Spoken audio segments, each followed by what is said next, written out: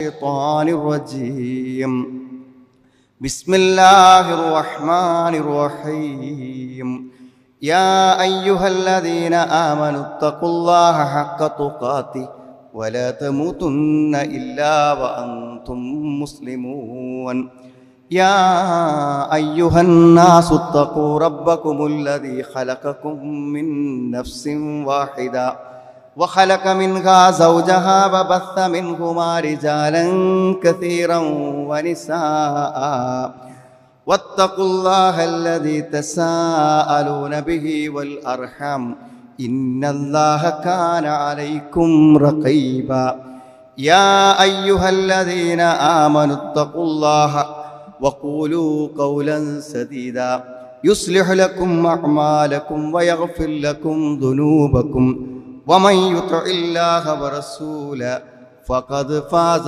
فوزا عظيما ما أصاب من مصيبة إلا بإذن الله ومن يؤمن بالله يهدي قلبه والله بكل شيء عليم.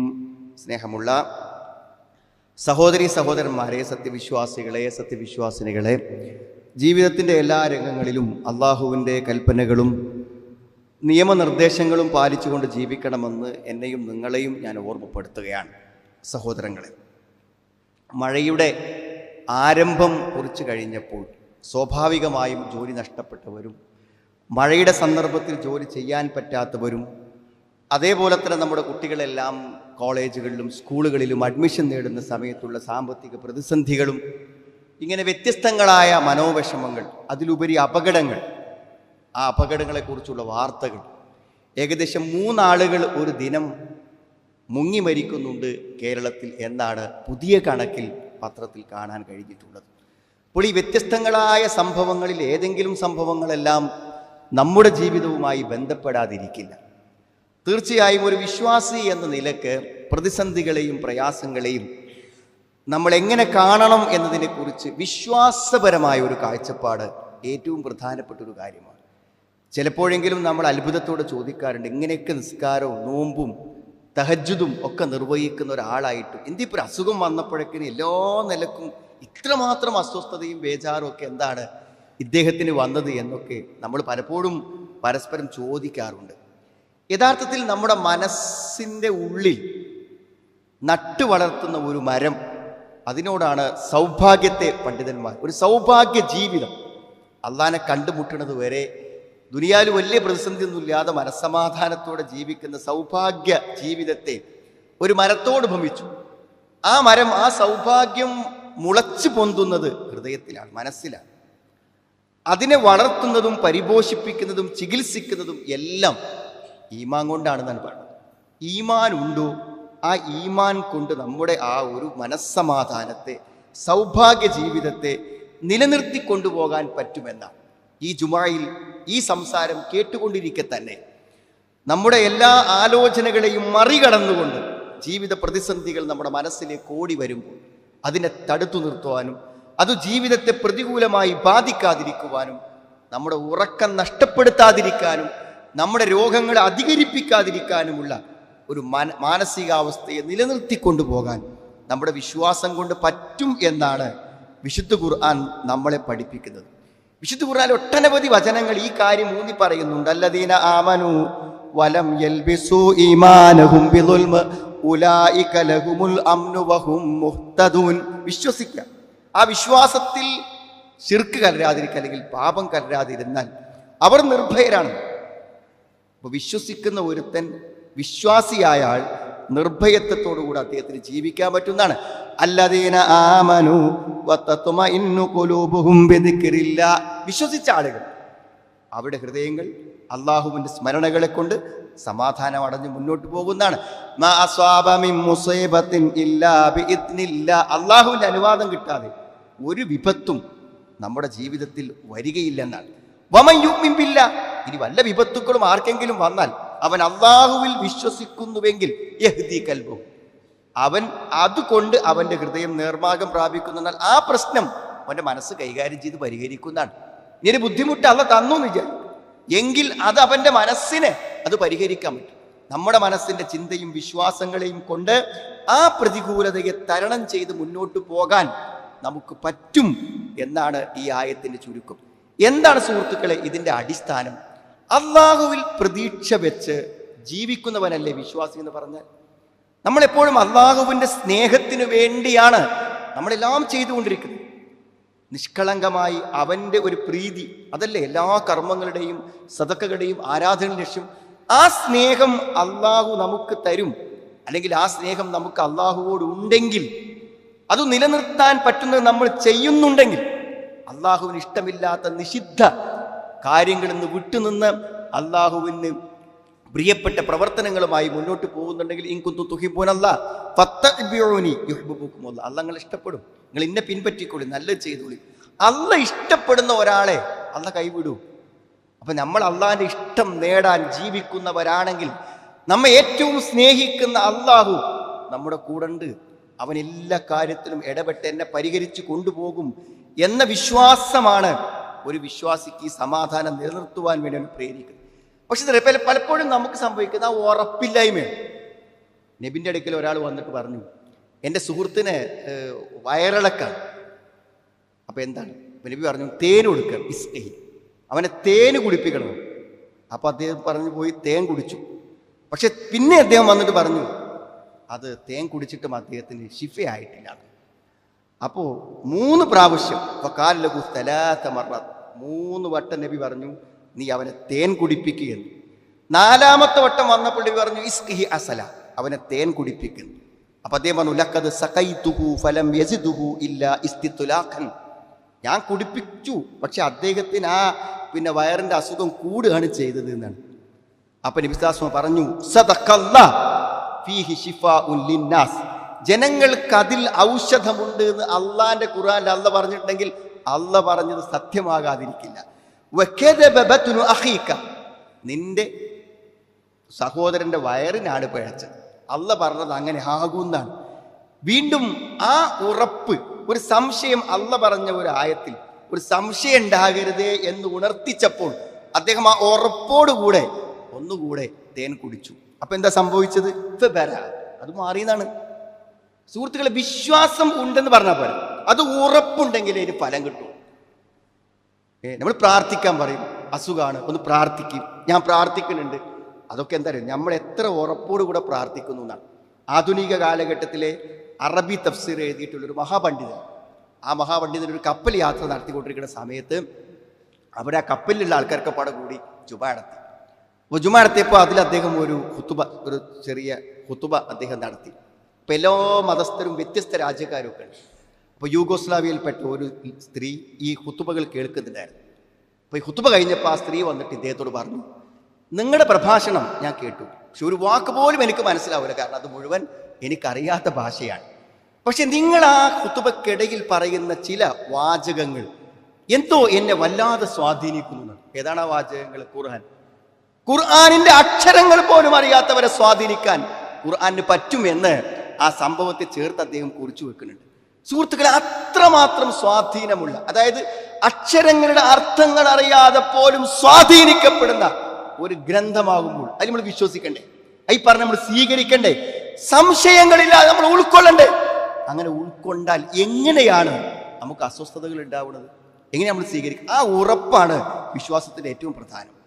ഈ ഈമാനിനെ, നമ്മുടെ മനസ്സിന്റെ അവസ്ഥകളെയും ഒന്നിച്ച് സമാധാനത്തോടെ കൊണ്ടുപോകാനുള്ള കാര്യങ്ങൾ ഒന്നും തരും. അഗാധമായ വിശ്വാസം. അഗാധമായ വിശ്വാസം എങ്ങനെ മനസ്സിലാകുക?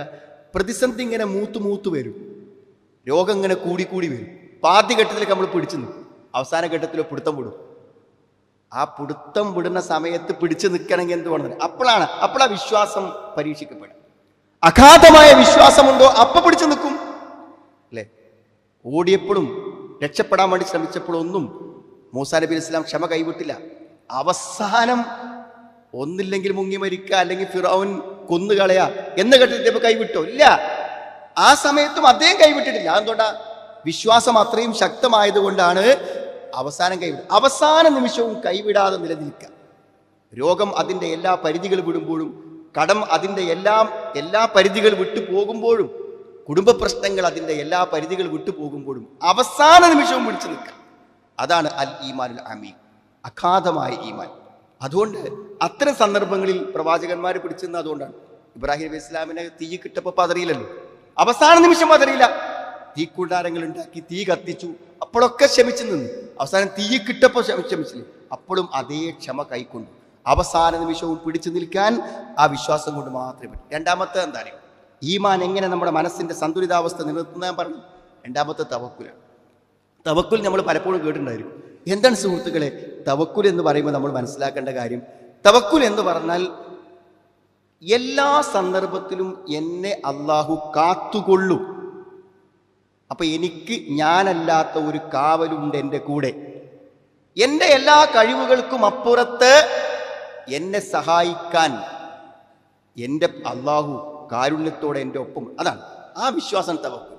അപ്പൊ തവക്കുൽ എന്ന് പറഞ്ഞാൽ നമ്മൾ നമുക്ക് ബുദ്ധിമുട്ടും വിഷമവും പരിഹരിക്കും ചെയ്യാത്ത കാര്യങ്ങളൊക്കെ ആലോചിച്ചിരിക്കല്ല, അതൊക്കെ പരിഹരിക്കാൻ ഞാൻ അള്ളാഹുവിനെ ഏൽപ്പിച്ചിട്ടുണ്ട് എന്നതാണ് തവക്കുൽ എന്ന് പറഞ്ഞാൽ. അതുകൊണ്ട് ജീവിതത്തിൽ എപ്പോൾ വരുമ്പോഴും അത് അള്ളാഹിനെ ഏൽപ്പിച്ചതല്ലേ, ഇതിന് പരിഹാരം അള്ളാഹ് ഉണ്ടാക്കും എന്ന് വിശ്വസിച്ച് നിലനിൽക്കാൻ കഴിയുന്നതിനെയാണ് തവക്കുൽ എന്ന് പറയുക. അതുകൊണ്ടാണ് ഇബ്രാഹിം നബി പറഞ്ഞത് ഹസ്ബുനല്ലാഹ് വനിഅമൽ വക്കീൽ, അല്ല മതി, അല്ല മതി, അല്ല മതി എന്ന് എപ്പോഴാണ് പറയണത്?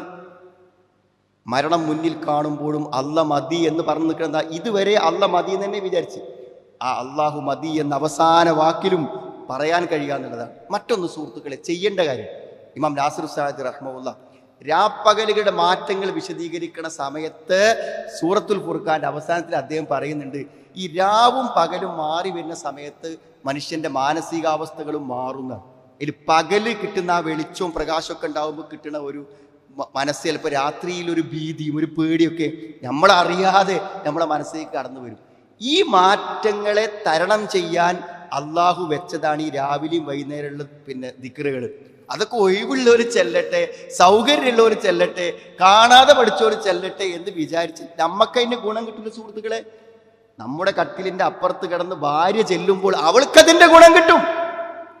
നമ്മൾ ചെല്ലിയാൽ മാത്രമേ നമ്മുടെ ഈ മാനസികാവസ്ഥയെ പരിരക്ഷിച്ചുകൊണ്ട് നമ്മുടെ ഈ സമാധാനം നമുക്ക് നഷ്ടപ്പെടാതെ കൊണ്ടാകാൻ പറ്റുള്ളൂ. അല്ലദീന ആമനു വതത്മഇന്നു ഖുലൂബുഹും ബിദിക്രില്ല, ദിക്റുണ്ടോ മനസ്സങ്ങനെ ശാന്തമായി നിൽക്കുന്നതാണ്. അപ്പോൾ അതൊക്കെ ചെല്ലണം, കേട്ടാ പോരാ. എപ്പോഴെങ്കിലുമൊക്കെ ഒഴിവിട്ടുമ്പോൾ ഒന്നോ രണ്ടൊക്കെ വാചകം കാണാതെ പഠിച്ച് നമ്മളും ഉരുവിടണം.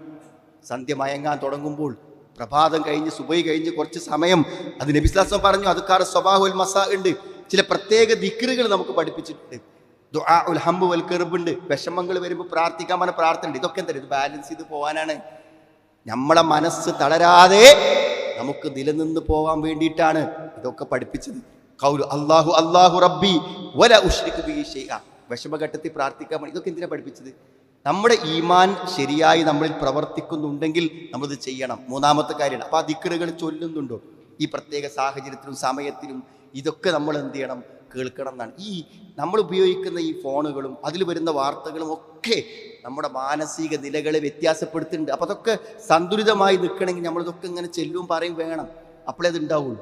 നമ്മൾ പല വാർത്ത കേൾക്കണം, എനിക്കതില്ലല്ലോ, ഞാൻ അങ്ങനെ ആയില്ലല്ലോ, അല്ലെങ്കിൽ എന്തെങ്കിലും ബുദ്ധിമുട്ട് അത് എനിക്ക് വരുമോ, ഇങ്ങനെ ഓരോ നിമിഷവും ഓരോ വരി വായിക്കുമ്പോഴും അതൊക്കെ നമ്മുടെ മനസ്സിൻ്റെ അവസ്ഥകളെ മാറ്റിക്കൊണ്ടിരിക്കുന്നു. മറ്റൊന്ന് പ്രാർത്ഥനയാണ്.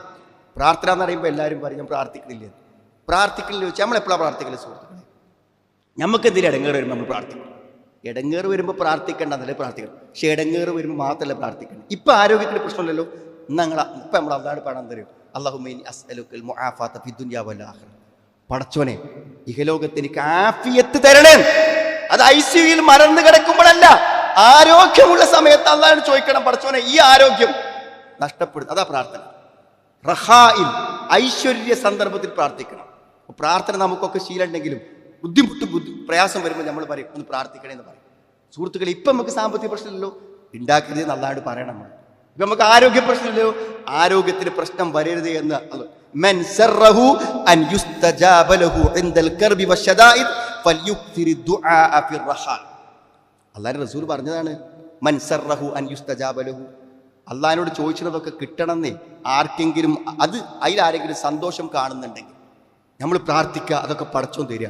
അതിൽ സന്തോഷം കാണുന്നുണ്ടെങ്കിൽ ഇൻദൽ കർബി, ബുദ്ധിമുട്ടുകൾ വരുമ്പോൾ പ്രാർത്ഥിക്കുമ്പോൾ ഉത്തരം കിട്ടണമെന്ന് ആർക്കെങ്കിലും ആഗ്രഹമുണ്ടെങ്കിൽ ഫൽയുക്സിറു ദുആ, അവൻ എന്തിയുടെ പ്രാർത്ഥനകളെ അധികരിപ്പിക്കട്ടെ. ഫിറഹ എന്നാണ്. ഒരു പ്രശ്നമില്ലാത്തപ്പോൾ നല്ലോണം പ്രാർത്ഥിച്ചാൽ അള്ളാഹു പ്രശ്നങ്ങളുടെ സമയത്ത് നമ്മളെ പ്രശ്നങ്ങൾ തീർത്തിരുന്നാണ്. അപ്പം മാത്രം ചോദിക്കാൻ നിൽക്കേണ്ട, അല്ലാത്ത സമയത്ത് ചോദിച്ചുകൊണ്ടിരിക്കണമെന്ന്. അങ്ങനെ പ്രാർത്ഥനയെ നമ്മൾ ഉപയോഗപ്പെടുത്തിയിട്ടുണ്ടെങ്കിൽ ഫലം നമ്മൾക്ക് മാനസികമായി കാണാൻ പറ്റുന്നതാണ്. പിന്നെ കലാകാതരാണ് അല്ലേ, വിധി എന്ന് നമ്മൾ പറയും. വിധി എന്ന് പറയുമ്പോൾ നമ്മുടെ മനസ്സിൽ വരേണ്ട ഒരു കാര്യം തരങ്ങൾ, ഒന്ന്, നമ്മുടെ വിധി എഴുതി പേന ഉയർത്തപ്പെട്ടു. അതുകൊണ്ട് തന്നെ ഞാൻ വിധിയിൽ പറഞ്ഞത് നമ്മൾ അനുഭവിച്ചു പോകണം.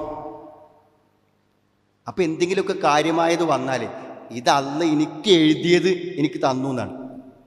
പിന്നെ പണ്ഡിതന്മാർ പറയുന്നത് വെച്ചാൽ അല്ല നമുക്കൊരു ദോഷം വരുത്തൂല. ആ അള്ളാഹു നമുക്ക് തരുന്നതൊക്കെ ഹൈറാണ്.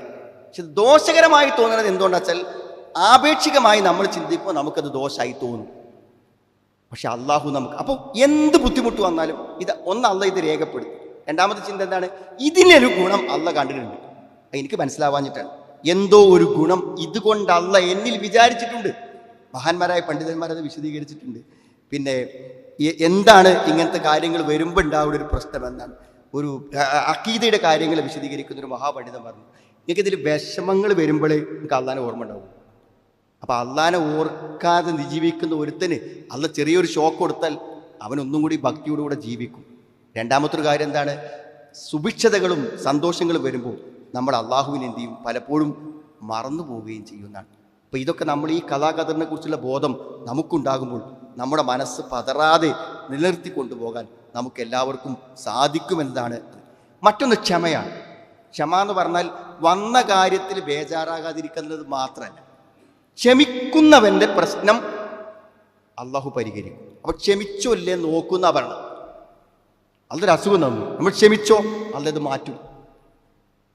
ശത്രു നമ്മളെ ഭയപ്പെടുത്തി, നമ്മൾ ക്ഷമിച്ചോ ആ ശത്രുവിനെ അള്ളാഹു തുരത്തും. ക്ഷമ എന്നത് പ്രതിസന്ധികളെ സഹിക്കൽ മാത്രമല്ല, ക്ഷമ എന്നത് പ്രതിസന്ധികളെ പരിഹരിക്കുവാനുള്ള ഒരു വഴി കൂടെയാണ്. അപ്പോൾ നമ്മൾ എന്ത് ചെയ്യുക, നമ്മൾ ക്ഷമിക്കുന്നുണ്ടോ എന്ന് പഠിച്ചോ നോക്കും. ക്ഷമിക്കുന്നുണ്ട്, നമ്മൾ ആത്മസംയമനം കൈവരിക്കുന്നുണ്ട് എങ്കിൽ തീർച്ചയായും അള്ളാഹു എന്ത് ചെയ്യും, ആ പ്രശ്നത്തിനൊരു പരിഹാരമായി ഒരു കാര്യമായി അള്ളാഹു അത് നിശ്ചയിച്ച്, അത് ഏത് പ്രയാസങ്ങളും ബുദ്ധിമുട്ടുകളുണ്ടെങ്കിലും നമ്മൾ എന്ത് ചെയ്യുക, അത് അവസാനമായി പറയുന്നൊരു കാര്യം, അള്ളാഹു ധാരാളം സന്തോഷ വാർത്തകൾ ഖുർആനിൽ പറയും. അതൊക്കെ നമ്മളിങ്ങനെ ഓതും പറയും കേൾക്കുകയും ചെയ്യും. ഇൻ തൻസുറുല്ലാഹി യൻസുറുക്കും, നിങ്ങൾ അള്ളാഹിനെ സഹായിച്ചാൽ അള്ളാഹു നിങ്ങളെ സഹായിക്കും. അള്ളാഹു നമുക്ക് പ്രതീക്ഷ നൽകുന്ന വാക്കുകൾ ഒട്ടേറെ പറഞ്ഞു തന്നിട്ടുണ്ട്. ആ പ്രതീക്ഷ നൽകുന്ന വാക്കുകൾ നമ്മൾ കേൾക്കണം. ഇനി ഖുർആൻ അർത്ഥം വായിക്കുകയും തഫ്സീർ വായിക്കുകയും അല്ലെങ്കിൽ അഖീദ പഠിപ്പിക്കുന്ന ഒരു ക്ലാസ്സിലിരിക്കുകയും അല്ലെങ്കിൽ അഖീദയെക്കുറിച്ച് പറയുന്ന എന്തെങ്കിലും സീരിയലുകളും പരമ്പരകളും നമ്മൾ എന്ത് ചെയ്യുക, എവിടെയെങ്കിലുമൊക്കെ കേൾക്കുകയോ ഒക്കെ ചെയ്യുമ്പോൾ എന്ത് ചെയ്യുന്നത്, നമുക്ക് നമ്മുടെ ജീവിതത്തിൽ പ്രതീക്ഷയും കാര്യങ്ങളും ഉണ്ടാവും. ഞാൻ പറയാനുള്ളൊരു കാരണം, പല പ്രതിസന്ധികളും ആളുകൾ ഇങ്ങനെ വന്ന് പറഞ്ഞുകൊണ്ടിരിക്കുകയാണ്. ഒരു പക്ഷേ ഈ ജൂൺ മാസം നമ്മുടെ അധ്യയന വർഷം തുടങ്ങിയതിന് ശേഷം രക്ഷിതാക്കളും കുട്ടികളൊക്കെ പറഞ്ഞ കാര്യങ്ങൾ ആലോചിക്കുമ്പോൾ അത്രമാത്രം പ്രതിസന്ധികളെ കൊണ്ടാണ് ആളുകൾ വീട് നിൽക്കുന്നത്. മരണങ്ങൾ, രോഗങ്ങൾ, ആക്സിഡൻറ്റുകൾ, ഇതൊക്കെ എനിക്കും നിങ്ങൾക്കൊക്കെ വരും. ഈ സന്ദർഭത്തിലെല്ലാം മനസ്സിൽ വളരുന്ന സൗഭാഗ്യത്തിൻ്റെ വൃക്ഷത്തെ ഈമാൻ കൊണ്ട് വളം നൽകി ചികിത്സിച്ച് നിലനിർത്താൻ സാധിക്കുക എന്നതാണ് വിശ്വാസ രംഗത്തെ വിജയം. അങ്ങനെയുള്ള മനസ്സമാധാനം തൗഹീദ് കൊണ്ടും യഥാർത്ഥ തവക്കുൽ കൊണ്ടും നേടിയെടുക്കാൻ അള്ളാഹു നമുക്ക് എല്ലാവർക്കും സൗഭാഗ്യം പ്രദാനം ചെയ്യുമാറാണ്.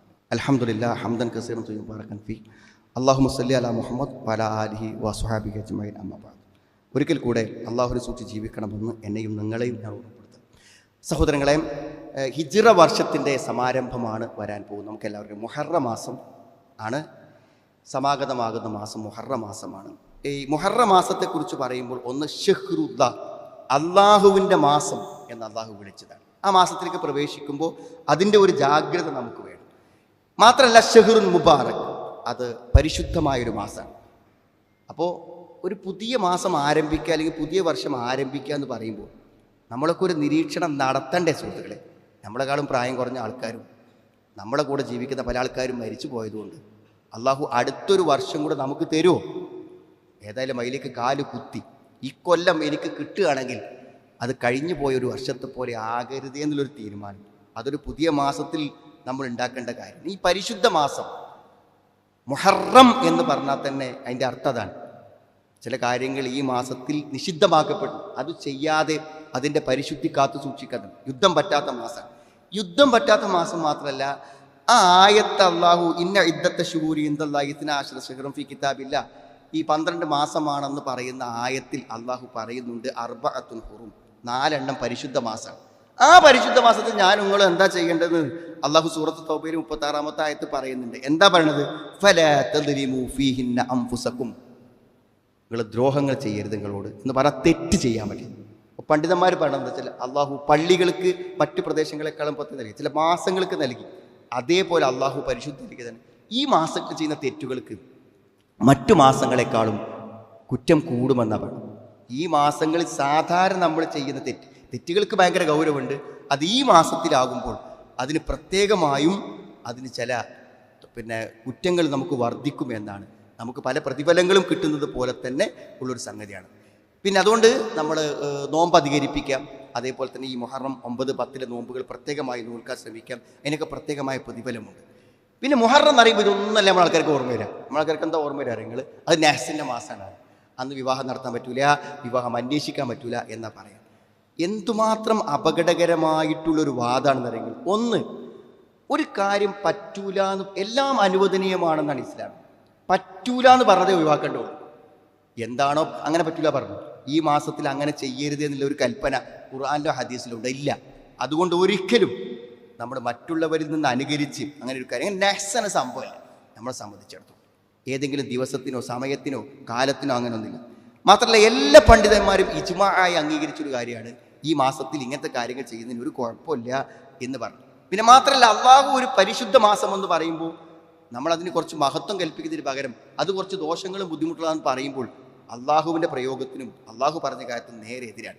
പിന്നെ ഇതിന് കാരണം പറയുന്നത് എന്താണെന്ന് ചോദിച്ചാൽ, യഥാർത്ഥത്തിൽ ഈ മാസത്തിലാണ് ഹുസൈൻ ഇബ്നു അലി റളിയല്ലാഹു അൻഹു കൊല്ലപ്പെട്ടത്. ശരി, അദ്ദേഹം രക്തസാക്ഷിയായി എന്നുള്ളത് ഇസ്ലാമിക ചരിത്രത്തിലെ ഒരു വലിയ സംഭവം തന്നെയാണ്. അങ്ങനെയാണെങ്കിൽ സുഹൃത്തുക്കളെ, റസൂലുള്ളാഹി സ്വല്ലല്ലാഹു അലൈഹി വസല്ലം മരിച്ച ഒരു മാസത്തിൻ്റെ അവസ്ഥ തീർക്കാൻ അതിനേക്കാളും വലിയ നഹ്സ് അന്നല്ലേ വേണം.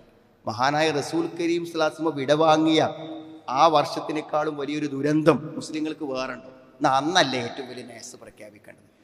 ഇതിനൊന്നും ഒരു അടിത്തറയും ഒരു അടിസ്ഥാനവുമില്ല. അപ്പോൾ ഇത്തരം തെറ്റായ വിശ്വാസങ്ങളെ നമ്മൾ സ്വീകരിക്കാതിരിക്കാൻ നമ്മൾ ശ്രദ്ധിക്കണം. ഈ പരിശുദ്ധ മാസത്തിൻ്റെ എല്ലാ പരിശുദ്ധികളെയും പവിത്രതകളെയും പരിഗണിച്ചുകൊണ്ട് ജീവിക്കാൻ നമ്മൾ പരിശ്രമിക്കാം. അള്ളാഹു ദീനിൻ്റെ കാര്യങ്ങളെ കൂടുതലായി മനസ്സിലാക്കാനും അത് ഉൾക്കൊള്ളുവാനും അതിൻ്റെ പ്രമാണങ്ങൾക്ക് കൊണ്ട് ജീവിക്കുവാനും അള്ളാഹു നമുക്ക് എല്ലാവർക്കും തൗഫീഖ് പ്രദാനം ചെയ്യുമാറാവട്ടെ. നമ്മൾ വന്നുപോയ തെറ്റുകളെ അള്ളാഹു ഞങ്ങൾക്ക് നീ പുറത്ത് മാപ്പാക്കി തരണം റഹ്മാനെ. എല്ലാ പരീക്ഷണങ്ങളിലെയും പ്രതിസന്ധികളെയും സന്ദർഭങ്ങളിൽ ഈമാൻ കൊണ്ട് മനസ്സമാധാനത്തെയും മനസ്സന്തോഷത്തെയും നിലനിർത്തിക്കൊണ്ടു പോകുവാനുള്ള ഈമാൻ്റെ കരുത്ത് ഞങ്ങൾക്ക് നീ പ്രദാനം ചെയ്യണമേ റഹ്മാനെ. എല്ലാ കടങ്ങളെയും ബുദ്ധിമുട്ടുകളെയും രോഗങ്ങളെയും നീ ഞങ്ങൾക്ക് പരിഹരിച്ചു തരണം. നമ്മുടെ പല സുഹൃത്തുക്കളും സഹോദരങ്ങളും രോഗികളാണ്, നമുക്കറിയാം. അവർക്ക് വേണ്ടി നമ്മൾ അസാന്നിധ്യത്തിൽ പ്രാർത്ഥിച്ചുകൊണ്ടിരിക്കുന്നു. അള്ളാഹുവെ അവരുടെ രോഗങ്ങളെയും ബുദ്ധിമുട്ടുകളെയും നീ നീക്കി കൊടുക്കണമേ റഹ്മാനെ. اللهم اغفر للمؤمنين والمؤمنات ربنا اصرف عنا عذاب جهنم إن عذابها كان غراما إنها ساءت مستقرا ومقاما ربنا تقبل منا إنك أنت السميع العليم وتب علينا إنك أنت التواب الرحيم ربنا آتنا في الدنيا حسنة وفي الآخرة حسنة وقنا عذاب النار والحمد لله رب العالمين. اللهم صل